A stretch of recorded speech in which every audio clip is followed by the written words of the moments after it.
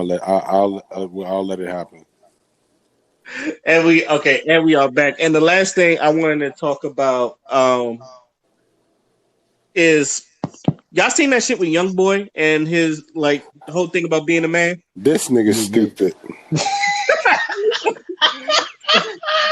Okay, and I'm a paraphrase here because like it was on a video, and I don't even think it was his video. It was that his son or This motherfucker. I don't know who that kid was, but he was like, Ray, please tell these people what he said so I can go ahead and dig in his shit. okay, he said, "Who the fuck said fighting make you a man? Man, bitch, killing make you a motherfucker, man. You talk about bitch and you know all that other ignorant young boy shit we be talking. Like basically, he's saying like it's like fighting don't make you a man, killing a nigga do. And I'm paraphrasing. Go ahead, Q. Just go ahead. Go on. Oh my God! Hold on. Hold on.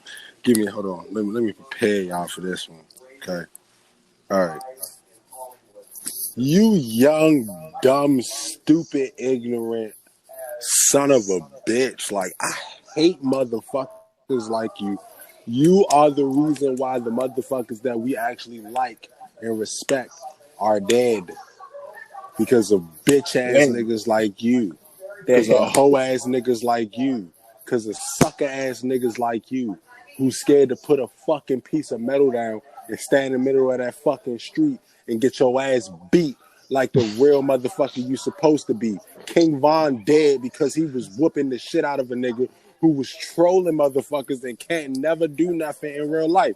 This is exactly what's going to happen to that pretty colorful hair motherfucker when somebody finally get their hands on him. They're going to beat the brakes off that boy. Put him in a coma. This is why motherfuckers is dead. This is why Nipsey Hussle was dead. Because Nipsey Hussle was a motherfucker that'll walk up on you and slap the shit out you at an award show for disrespecting somebody that he hang around. Like, this is why motherfuckers like we fuck with is dead. This is no coincidence. So for a motherfucker who claim to do all this gangsta ass shit and all this gut ass shit and you straight from the hood and all this shit to say some dumbass, gay ass, bitch ass, 2020 ass, goofy ass shit. It don't surprise me that stupid ass, dumbass motherfucker would say that shit. The nigga 21 with like 9 fucking kids and 7 baby mothers. Like, the nigga life is fucking over. Like, get the fuck out of here. The best, like, shut the fuck up. You sound fucking stupid, bro. Like, who the fuck told you? Who the fuck raised you to make you think that was the fucking way, bro? It's easy as shit to pick up a gun and shoot somebody. That's easy. That's easy as fuck. You can accidentally shoot somebody.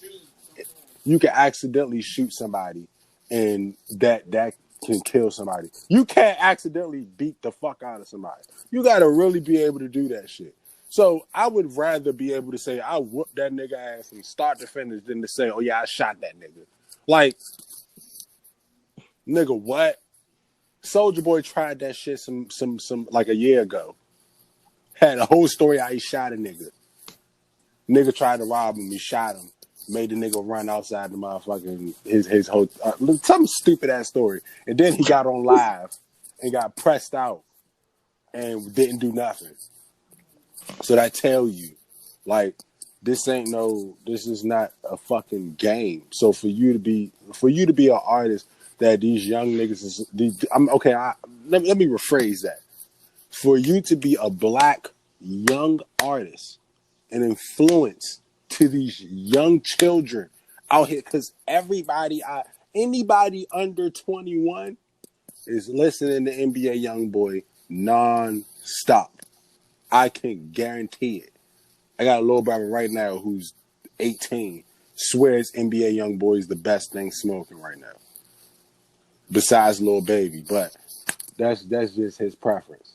So for you to be an influencer, for you to be they look up to you. These young kids look up to you. For you to say something like that out your mouth, how dare you? Like, this is the difference. This is why I enjoy and I embrace the music that was introduced to me as a kid. Because this is not something I would hear. It's not something I would hear one of my favorite art. DMX was one of the most gangster. Come on, he walked around with a pit bull robbing people. He didn't need a gun. He didn't need a gun. He had a whole dog and made you give up everything you had. But you say shooting a gun make you a man more than fighting somebody. What? Say that shit to the father of the girl that you just had a baby with who won like 50 fights and never lost. Cause he's like he's damn near a billionaire. I don't think you're gonna get $1 billion shooting nobody. Like I don't think that's like who told you that? That's just like, oh my God, like I cannot stand ignorant people like this. Like this is these people, these ignorant lost souls are the ones who take 10 who cause our community to take 10 steps back. Like they cause us to take 10 steps back and make us look crazy. Like we don't know what the fuck we're trying to do. I hate shit like this. This make us look bad. It's disrespectful to anybody, any OGs in front of us. Because they didn't do that shit because they wanted to be a man. They did that shit to defend themselves. They did that shit to defend what their honor, defend what they believed in.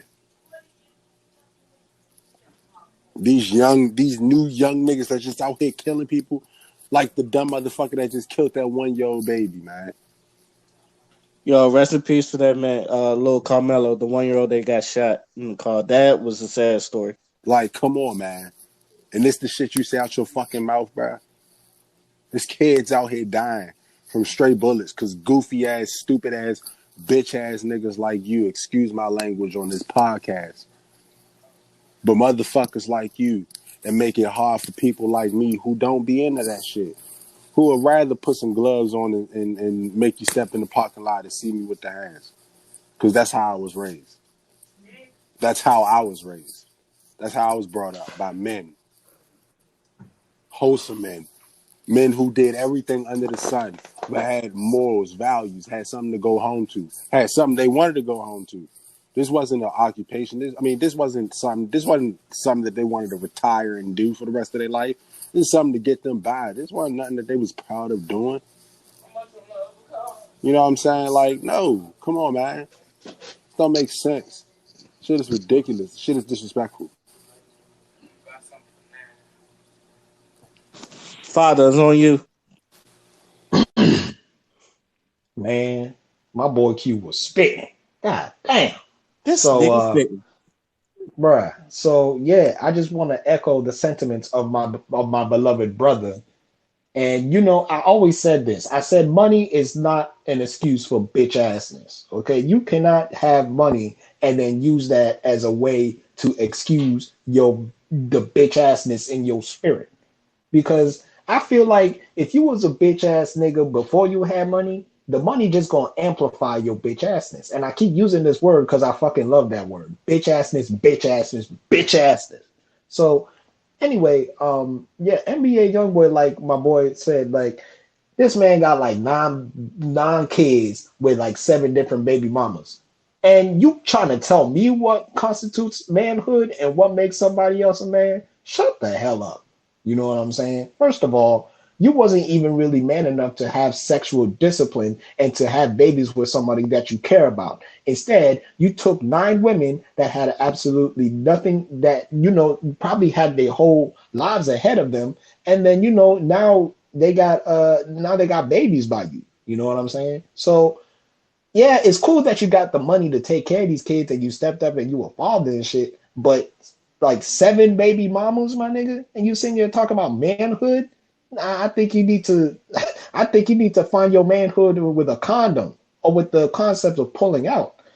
And you know what I'm saying? I'm not here to, disrespect the man or whatever, because at the end of the day, he making his money, he's gonna take care of his responsibilities.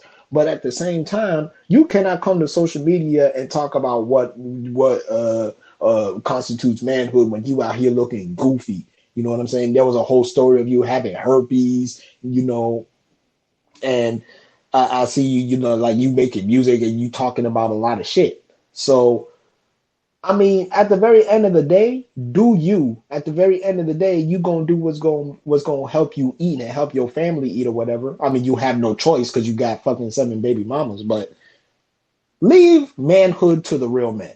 You know what I'm saying? It's obvious that you still coming up, you still young as shit, and you think having money is an excuse for you to dip your hand in whatever you ain't got the range of being in. You know what I'm saying? You ain't about that life enough to be giving people advice like and shit like that. You hold 21 years old, bruh. Just live your life and grow. You know what I'm saying? Like it's not supposed to be this thing where, oh, I have an opinion on something and your opinion be wrong as shit and it's not based on reality and you sitting here proud of the shit. You know what I mean? Like that's nothing to be proud of. And I don't even know why the fuck that shit came out your mouth.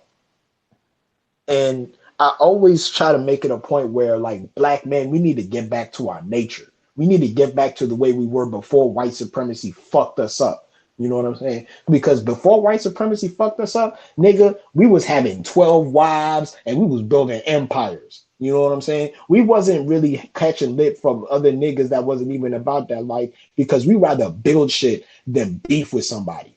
You know what I'm saying? We was the type of niggas like the richest man in the entire history of humankind was in Africa. We need to get back to that type shit.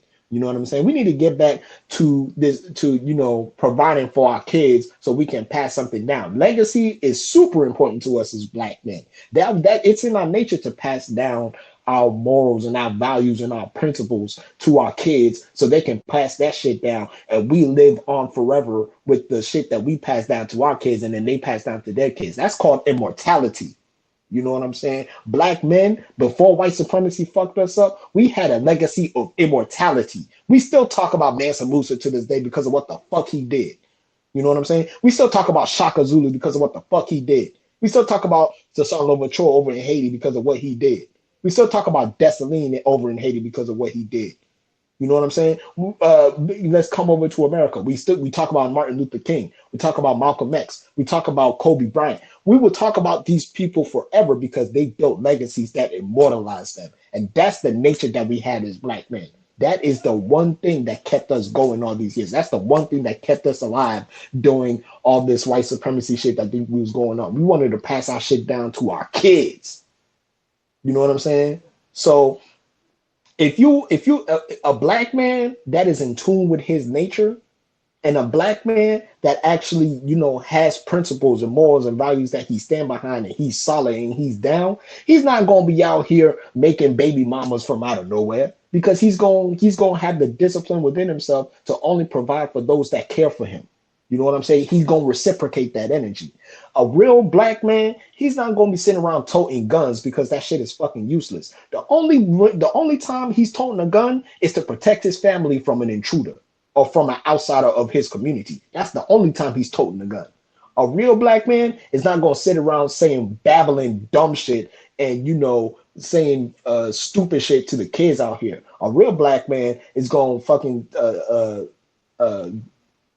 he's gonna take the youth and he's gonna teach them in a way that will benefit them. Here's how to get some money. You know what I'm saying? Here's what you do when you with a woman. Here's how to court a woman. Here's how to treat a woman. You know what I'm saying? Here's how to manage your money. This is like shit